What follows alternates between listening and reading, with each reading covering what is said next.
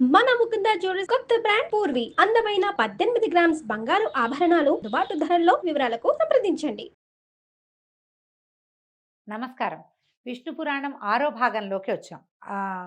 పృథువుని పరిపాలకుడిగా బ్రహ్మ నియమించిన తర్వాత అన్ని శాఖలకి అధిపతులుగా కొంతమందిని నిర్ణయించాడు. ఏ ఏ శాఖకి ఎవరెవరిని ఇచ్చారో చెప్తున్నారు. నక్షత్ర గ్రహ విప్ర తపోయజ్ఞ వృక్షలతా గుల్మాదులన్నిటికీ చంద్రుడట.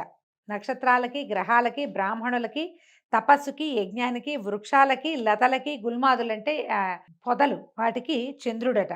రాజులకి వైశ్రవణుడు, జలమునకు వరుణుడు, ఆదిత్యులకు ఉపేంద్రుడైనటువంటి విష్ణువు, వసువులకు పావకుడు, ప్రజాపతులకు దక్షుడు, మరుద్గణాలకు ఇంద్రుడు, మునులకు కపిలుడు, దైత్యదానవులకు ప్రహ్లాదుడు, పితృగణములకు యముడు, ఏనుగులకు ఐరావతము, పక్షులకు గరుక్మంతుడు, సర్పాలకు వాసుకి, అశ్వములకు ఉచ్చైశ్రవము, గోవులకు వృషభము, మృగాలకు సింహము, వృక్షాలకు ప్లక్షం అంటే జువి చెట్టు, పర్వతాలకు హిమగిరి అధిపతులుగా అయ్యారట. ఇప్పుడు చెప్పిన వీళ్ళందరూ కూడా విష్ణువంశతోటి పుట్టిన వాళ్ళేనట.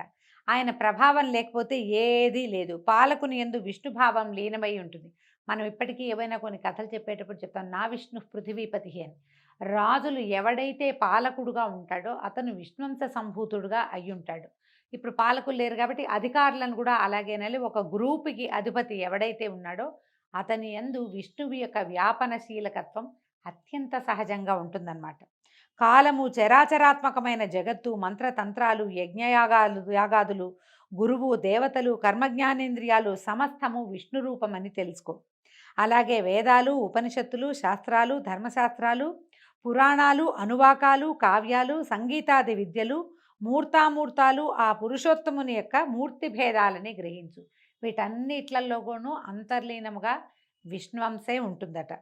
మైత్రేయ, ఈ పురాణ కథ చదివినా ఎన్నో వ్రతాలు, కార్తీక స్నానాలు, పుణ్యక్షేత్ర దర్శనము చేసిన పుణ్యఫలం వస్తుంది. చదివినా వినినా కూడా మనకు అద్భుతమైన ఫలితం లభిస్తుంది అని చెప్పగా మైత్రేయుడు ఆనందంతో నమస్కరించి, గురుదేవ ధన్యుడను, ఒక మనవి, ఉత్తానపాదుని అన్వయ కథ చెప్పావు అంటే ఉత్తానపాదుని కుమారుడు ధ్రువుడు అవి కథ చెప్పుకున్నాం కదా.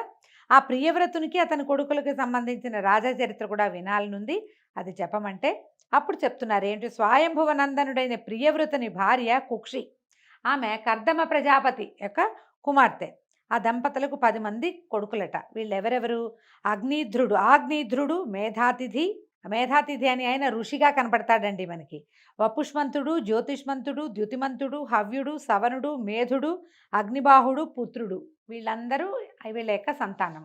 అయితే వారిలో మేధుడు, అగ్నిబాహుడు, పుత్రుడు వీళ్ళు ముగ్గురు పూర్వజన్మ స్మృతి కలిగిన వారై విరక్తులై యోగనిరతులై భూమి నుంచి వెళ్ళిపోయారట. మిగిలిన 7 కుమారులలో ఆగ్నేధ్రుడికి జంబూద్వీపము, మేధాతిథికి ప్లక్షద్వీపము, వపుష్మంతునకు శాల్మలి, జ్యోతిష్మంతునకు కుశద్వీపము, ద్యుతిమంతునకు క్రౌంచద్వీపము, హవ్యునకు శాఖద్వీపము, సవనునకు పుష్కర ద్వీపము ఇచ్చి రాజ్యాభిషిక్తుల్ని చేశాడు. వాళ్ళు ఇంద్రమిత్రులై సప్తద్వీపాలను ఎదురులేని పరాక్రమంతో ధర్మ మార్గాన పరిపాలించారు. సప్తద్వీపా వసుంధర అని చెప్తారు. భూమి ఈ 7 ద్వీపాలుగా ఉంది. ఈ మనం చెప్పుకున్నటువంటి ద్వీపాలన్నీ కూడా అవేనమాట, దానికి సంబంధించినవి. జంబూద్వీపాధిపతి అయిన ఆగ్నేధ్రుడికి 9 మంది కుమారులు. మనం జంబూద్వీపంలో ఉన్నాం. భరతఖండే మేరోడ్ దక్షిణ దిగ్భాగే అని చెప్పుకుంటాం సంకల్పంలో కదా. జంబూద్వీపం మనం ఉన్నది. దీనికి నాభి, కింపురుషుడు, హరివర్షుడు, ఇలావృతుడు, రమ్యుడు, హిరణ్వంతుడు, కురుడు, భద్రాశ్వుడు, కేతుమాలుడు అని ఇంతమంది కుమారులు ఉన్నారట. 9 మంది. ఆ తండ్రి జంబూద్వీపాన్ని 9 భాగాలుగా చేసి ఇప్పుడు ఈయనేం చేశాడు, తనకి లభించినటువంటి జంబూద్వీపాన్ని మళ్ళీ 9 భాగాలుగా చేసి వరుసగా వీళ్ళని రాజుల్ని చేశాడు. తర్వాత ఏం చేశాడు, సాలగ్రామ తీర్థానికి వెళ్ళి తపస్సు చేయటం మొదలుపెట్టాడు. ఆ కొడుకులు పాలించేటువంటి నవఖండాలు, ఆ 9 ముక్కల భూభాగాలు వారి పేర్లతోటే వర్ష సంజ్ఞలు కలిగినవి అయ్యాయి. దాంట్లో ఏమిటి, నాభి హిమగిరికి దక్షిణ భాగంగా ఉన్న భూమికి అధిపతి అయ్యాడు. అతని కొడుకు వృషభుడు. అతనికి 100 కొడుకులు, వాళ్లలో పెద్దవాడు భరతుడు. ఆ భరతుడు భూపతి అయి శత్రుభంజనుడు, ప్రజానురంజనుడై భూమిని పరిపాలించి ఇంద్రునకు పరమ ప్రేమాస్పదుడై యజ్ఞాలు సురనర ప్రీతిగా చేసి పూర్వుల కీర్తికి మిన్నగా కీర్తినార్జించాడు. వాని పేరుతోటి నాభివర్షం భరతఖండంగా ప్రసిద్ధమైంది. వాని తండ్రి భూభారమంతా కొడుకు మీద ఉంచి తపశ్చర్య కోసం పులహాశ్రమానికి వెళ్ళిపోయాడు. చిరకాలము రాజ్యాన్ని పాలించి కొడుకైనటువంటి సుమతిని అతని పట్టాభిషిక్తుని చేసి సాలగ్రామ క్షేత్రానికి వెళ్ళాడు. పతిని ఆరాధించి తనుత్యాగం చేసి లక్ష్మీపతిని ఆరాధించి తనుత్యాగం చేసి మలి జన్మలో బ్రాహ్మణుడిగా పుట్టాడట. భరతనందనుడైన సుమతికి కలిగిన సుతుడు ఇంద్రద్యుమ్నుడు. అలాగా భరత వంశం విస్తరించిందట. ఈ ఇంద్రద్యుమ్నుడి కథ మనం నాడీజంగుడు కథ ఆ కథల్లో చెప్పుకుంటాం. ఇంద్రద్యుమ్నుడు ఎన్నో యజ్ఞాలు యాగాలు చేశాడని, అతను అపారమైన కీర్తిని ఆర్జించాడని చెప్పుకుంటాము.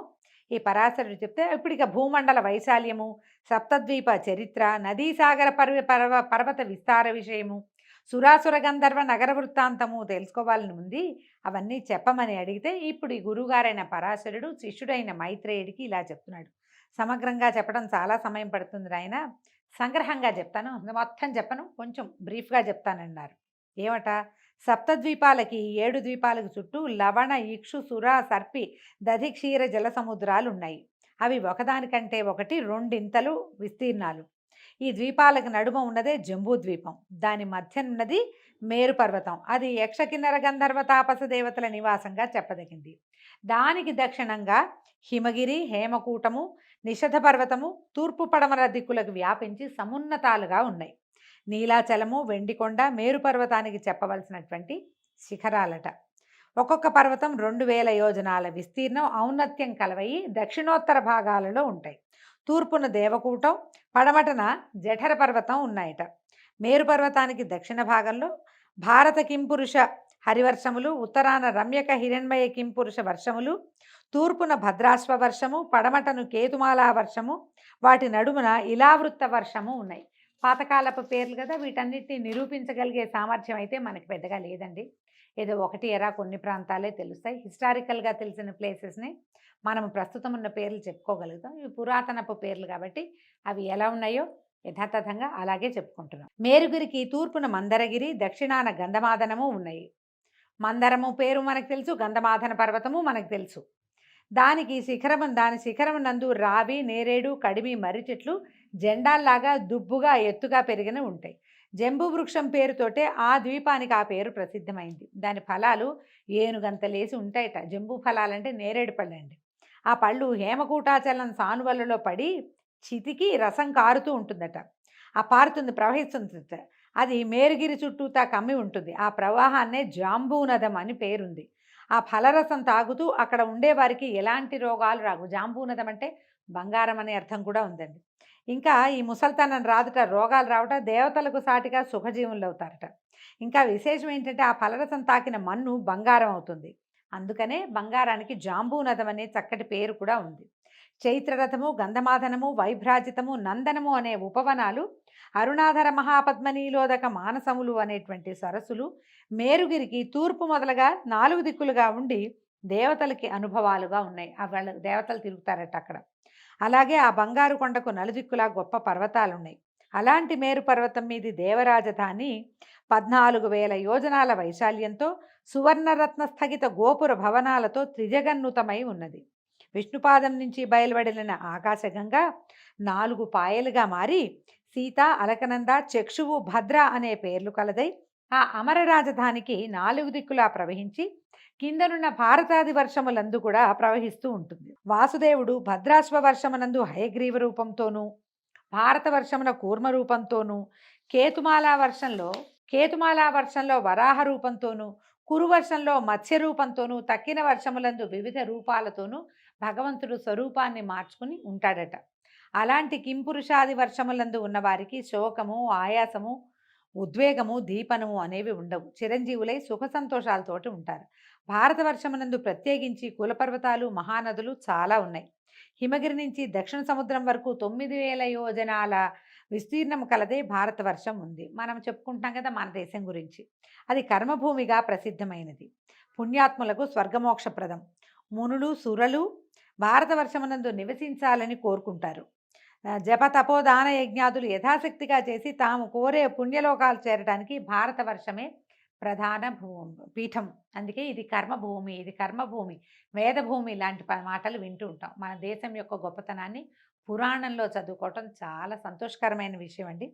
మలయము, మహేంద్రము, శుక్తిమంతము, వింధ్యము, పాఠ్యాంతరము, వృక్షము, సహ్యగిరి అని ప్రసిద్ధములైన కులపర్వతాలు భరతఖండానికి భవ్యాలంకారాలు. ఇప్పుడు మనకు తెలుసు, వింధ్య తెలుసు, సహ్యాద్రి తెలుసు, ఇవన్నీ మనకి తెలిసినవే కదా.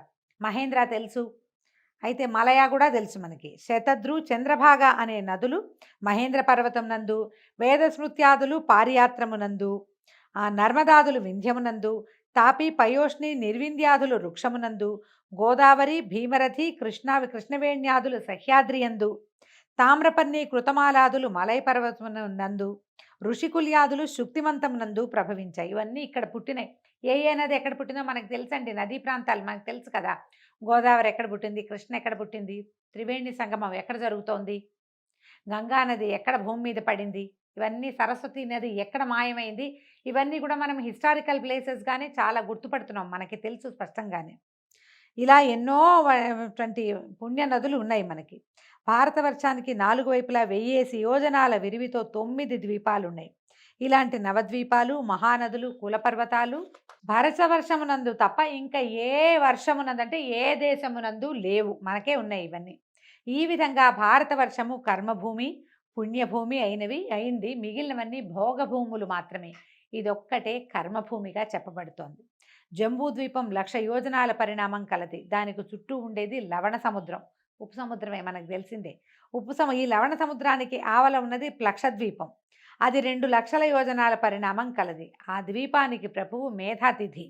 అతనికి 7 కుమారులు. భుజబలానికి, రూపరేఖ వైభవానికి వాళ్ళే సాటెట. తండ్రి ఆ ద్వీపాన్ని 7 భాగాలుగా విభజించి వాళ్ళని ప్రభువుల్ని చేశాడు. అయితే ఆ భాగాలకి వాళ్ళ పేర్లే వచ్చాయట. ఇవేమిటట? శాంత, హయ, శిశిర, సుఖోదయ, నంద, శివ, క్షేమక, ధ్రువ వర్షాలని వాటికి పేరు. ఈ వర్షాలలో అంటే ఈ దేశాలలో ఉన్నటువంటి నరులు, సురలు కలిసి సోదరులాగా జీవించేవాళ్ళు. వాళ్ళకి ఏ రోగాలు, ఎలాంటి బాధలు ఉండవు. కారణం ఏంటంటే ధర్మానికి పెట్టింది పేరుగా ఆ భూభాగంలో ఉన్నటువంటి నరులు, మానవులు ఉండేవాళ్ళట. ఈ ప్లక్షం అంటే జువి చెట్టు, ఆ ద్వీపానికి పేరు తెచ్చింది. జువి చెట్లు ఎక్కువ ఉంటాయన్నమాట. విష్ణువు చంద్రరూపుడై ఆ ద్వీపంలో భాసిస్తూ ఉంటాడు. ప్లక్షద్వీపానికి ఆవల ఉన్నది ఇక్షు సముద్రం. ఇక్షు అంటే మన చెరుకు రసం అండి. ఇక్షు అంటే చెరుకు కర్ర, చెరుకు గడని ఇక్షు అంటారు. అది 1,00,000 యోజనాల వైశాల్యం కలిగింది. ఇక్షు సముద్రానికి ఆవల ఉన్నది శాల్మలి ద్వీపం. ఈ శాల్మలి ద్వీపం అంటే, శాల్మలి అంటే బూరుగ చెట్టు. మనం పత్తిలు తీస్తాం చూడండి, దిళ్ళు అవి చేసుకుంటాం, తలగడలు చేసుకునేటువంటి ఆ పత్తి వచ్చే చెట్టుని బూరుగ చెట్టు అంటారు. అది పొడుగ్గా పెరుగుతుంది, కాయలన్నీ రాలుతూ ఉంటాయి. అక్కడ అవి ఉండుంటాయి, బహుశా శాల్మల ద్వీపం అంటారు. దాని విరివి, దాని నిడివెట 4,00,000 యోజనాలట. దాని ప్రభువు వపుష్మంతుడు, అతనికి సుతులు 7. మనకి ఈ ద్వీపాలన్నీ ఇప్పుడు ప్రత్యక్షంగా ఏం తెలియదండి, మనకు తెలిసినవి కాదు. ఆ కాలంలో ఎలా ఉన్నది అని అతను అడగటం వల్ల పురాణంలో ఉన్న విషయమే చెప్పుకుంటాం. శ్వేతహరితులు, జీమూతరోహితులు, సుప్రభుడు, వైద్యుతి, మానసుడు అని వాళ్ళ పేర్లట. శాల్మల ద్వీపం 7 భాగాలయ్యి వాళ్ళ ప్రభువులుగా వాళ్లే ఉండి వాళ్ళ పేర్లతోటే అవి చిన్న చిన్న దేశాలుగా మారినాయి. వాటి మధ్యలో కుముదము, ఉష్ణము, వలాహకము, ద్రోణము, మహిషము, కంకము, కకుద్వంతము అని కులపర్వతాలు ఉన్నాయట. అక్కడ కులపర్వతాలు ఆ ప్రాంతానికి 7 అద్భుతమైనటువంటి పర్వతాలు ఉన్నాయి. వాటి మధ్యలో ఎంచి 7 నదులు కూడా పుట్టాయట. విష్ణువు వాయురూపుడుగా ఆ ద్వీపంలో ఉంటాడట. ఆ శాల్మల వృక్షం 1100 యోజనాల ఔన్నత్యం కలదై ఆ ద్వీపానికి తన పేరు కలిగింది. చాలా పెద్ద శాల్మల వృక్షం ఉండటం వల్లే శాల్మల ద్వీపం అని పేరు వచ్చిందట. అది ఇంత పెద్దది. ఆ ద్వీపానికి చుట్టూతా ఉన్నది సురా సముద్రం అట. సుర అంటే కళ్ళు, మనం అలాగే చెప్పుకోవాలి. అయితే ఆ సముద్రానికి అవతల ఉన్నది కుశద్వీపం. ఆ ద్వీపాన్ని జ్యోతిష్మంతుడు తన కొడుకులు 7 విభజించిస్తే దానికి కూడా వాళ్ళ పేర్లు వచ్చినాయట. ఆ భాగాలలో మందరము మొదలైనటువంటి పర్వతాలు ఉన్నాయి. ఆ పర్వతాల నుంచి శివ, విధూతపాప, పవిత్ర, సుమతి, పాపహర, హైమవతి, విద్యుదంభ అనేటువంటి 7 నదులు పుట్టాయి. దైత్యదానవులు, దేవగణాలు, ఆ వర్షమునందున్న నరులు కలిసిమెలిసి జీవిస్తారు. మహావిష్ణువు బ్రహ్మరూపుడై ఆ ద్వీపంలో ఉంటాడట. ఆ ద్వీపంలో ఆకాశమును తాకుతూ కుశస్తంభం ఉండటం వల్లే దానికి కుశద్వీపం అని పేరు వచ్చిందట. ఈ కుశద్వీపానికి అవతల ఉన్నది క్రౌంచ ద్వీపం. దాని చుట్టూతా ఉన్నది ఘృత సముద్రం అట. క్రౌంచ ద్వీపానికి చుట్టూతా ఘృత సముద్రం అంటే నేయు యొక్క సముద్రం ఉందిట. ద్యుతిమంతుడికి 7 కుమారులు ఉన్నారట. వాళ్ళకి ఆ ద్వీపాన్ని విభజించిస్తే అవి కూడా వాళ్ళ పేర్లతోటే ప్రసిద్ధి పొందాయి. వీటి ఆ క్రౌంచ ద్వీపానికి పొలిమేరలో 7 కొండలు ఉన్నాయట. క్రౌంచము, వామనము మొదలైన పేర్లు కలిగినవి. ఆ కొండల నుంచి ఖ్యాతి, కుముద్వతి మొదలైనటువంటి 7 నదులు వెలువడ్డాయట. విష్ణువు ఆ ద్వీపంలో రుద్రరూపుడుగా ఉంటారు. దాని తర్వాతదే శాఖ ద్వీపం. దాని చుట్టూతా ఉన్నది దధి సముద్రం. దధి అంటే పెరుగండి, పెరుగు సముద్రం ఉందట. ఆ ద్వీపాధిపతి హవ్యుడు తన ద్వీపమును కొడుకులు 7గురికి విభజించి ప్రభువుల్ని చేశాడు. వాళ్ళ పేర్లతోటి ఈ భాగాలు వచ్చినాయి. ఒక్కొక్క భాగంలో ఒక్కొక్క కులపర్వతము, ఒక్కొక్క నది ఉన్నాయట. ఆ ద్వీపాల యొక్క వాసులు ధర్మమూర్తులు, పరస్పర కలహము, పాపాలోచన లేని గుణవంతులు. ఆ ద్వీపనందు శ్రీహరి సూర్యరూపుడై యజ్ఞాలలో పూజలు అందుకుంటూ ఆ ద్వీపవాసుల్ని కాపాడుతూ ఉంటాడు. ఆ ద్వీపానికి అవతల ఉన్నదే క్షీర సముద్రం. దానికి సంబంధించి ఉన్నదే పుష్కర ద్వీపం. ఆ ద్వీపానికి సవనుడు అనేవాడు అధిపతిగా ఉన్నాడు. అతడు వీరయుక్తుడు, మహావీరధాతకుడు అనేటువంటి 2 కుమారులు ఉన్నారు అతనికి. దాన్ని ఏం చేశాడు, దీన్ని 2 భాగాలుగా చేసి సమంగా విభజించి ఈ కుమారులిద్దరిని దానికి ప్రభువుల్ని చేశాడు. ఈ 2 భాగాలకి మధ్యలో మానసోత్తరం అనేటువంటి కొండ ఉందట. అది 50,000 యోజనాల పొడవు, ఆకాశాన్ని తాకుతూ ఉంటుంది. సురసిద్ధ గంధర్వులకు నివాసము.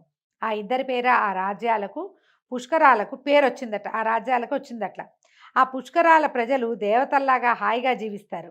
రోగాలు, శోకాలు, దుష్టగుణాలు, ముసలితనము లేని ధన్యజీవులుగా ఉంటారు. వాళ్ళు కోరిన వెంటనే షడ్రసోపతమైన భోజనాలు ఎక్కడికక్కడే సంభవిస్తాయట. 10,000 సంవత్సరాలు ఆయుర్దాయం కలిగిన వారుగా ఉంటారట. ఇక్కడ బ్రహ్మస్థానమైనటువంటి వటవృక్షం అంటే పెద్ద మర్రి చెట్టు ఉందట. విష్ణువు ఇక్కడ బ్రహ్మమూర్తిగా ఉంటాడు. దానికి దరిగా ఉండే సముద్రం జలార్ణవం. ఈ సముద్రానికి అవతల ఉన్న పర్వతాన్ని పేరు చక్రవాళమట. ఈ విధంగా బ్రహ్మాండమునందు సప్తద్వీపాలతో, సప్త సముద్రాలతో, నానా చరాచర భూతకోటితో భూమి ధాత్రి, విధాత్రి అనే పేరుతో ఒప్పుతూ ఉంటుంది. దాని అధోభాగం నందు అతల, వితల, నితల, గభస్తిమంత, మహాతల, సుతల పాతాళాలు అనేటువంటి లోకాలున్నాయి. అవి శుక్ల, కృష్ణ, అరుణ, పీత, శర్కర, శైల, కాంచన వర్ణాలు కలిగినటువంటి భూములు కలవై దైత్యదానవ సర్పనివాసాలుగా ఉన్నాయి. పాతాళ లోకాల పేర్లు చెప్తున్నారండి. అయితే ఒకప్పుడు నారదమునీంద్రుడు ఆ లోకాలను చూసొచ్చి నాకు చెప్పాడు ఆ వివరము.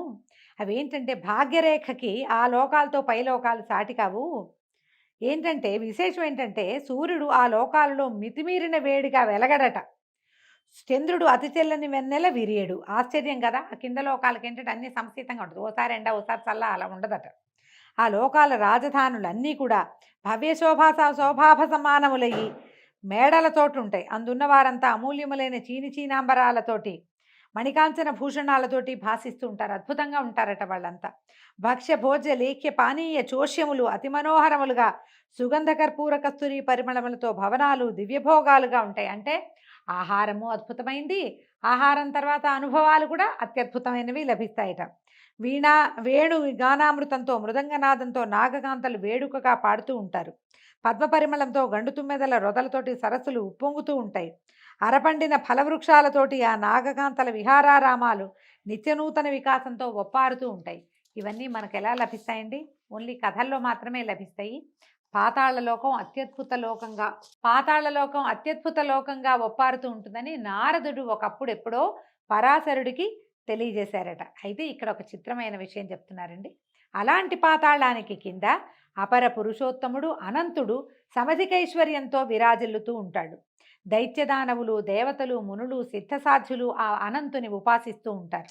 ఆ అనంతదేవుని మహిమలను ఏ మహానుభావుడునూ వర్ణించలేడు.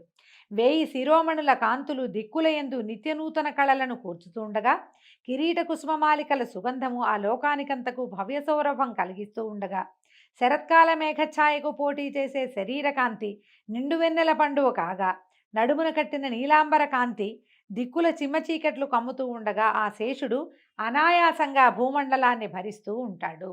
అనంతుడు అంటే సాక్షాత్ విష్ణు స్వరూపుడుగా ఉండేటువంటి ఆదిశేషువుని వర్ణిస్తున్నాడు. నీలాంబరధారిగా ఉంటాడు. ఆయన యొక్క 1000 శిరస్సుల యొక్క మణులు ప్రకాశిస్తూ ఉంటాయట. ఆయన ఉండటం వల్లే ముందే మనం చెప్పుకున్నాం కదా. ముందు పురాణ గాథలో ఏం చెప్పాము? విష్ణుమూర్తి అనంతుణ్ణి అంటే తన సర్పం, తన శయ్యగా ఉండేటువంటి ఆదిశేషువుని భూమికి కాపలాగా కింద ఎత్తిపట్టి ఉంచేందుకు పాతాళంలో ఉంచాడు. ఆ పాతాళ లోకంలో కొలువై ఉన్నటువంటి ఆదిశేషు అయిన అనంతుడి గురించి చెప్తున్నారనమాట. ఇది అతని 2 చేతులలో ఆకాశగంగా, ముసలము, నాగలిగా 2 రూపాలతో ఉంటుంది. ఒక 2 రూపాల్లో ఉన్నది ముసలము, నాగలి. ఈ 2 ఆకాశగంగే ఆ స్వరూపంలో కనపడుతుంది.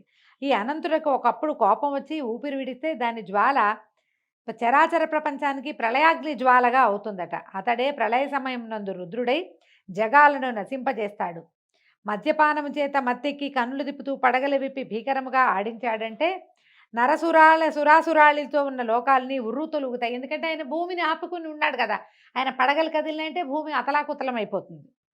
అలాంటి దివ్యశక్తి సంపన్నుడైన అనంతుడు సకల నదీనద సముద్ర పర్వత సహితము చరాచర జంతుయుతము 10 కోట్ల యోజనాల విస్తారము అయినటువంటి భూమండలాన్ని శిరస్సు మీద పూదండలాగా భరిస్తూ ఉంటాడు.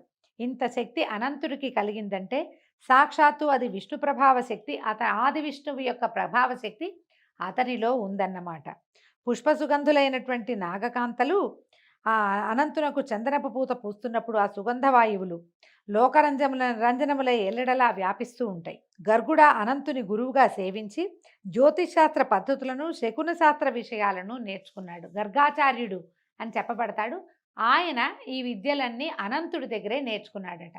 ఈ అనంతుడి వైభవ క్రమము రేపు ఉదయం తెలుసుకుందామండి. ఈ రోజుకి సెలవు. నమస్కారం.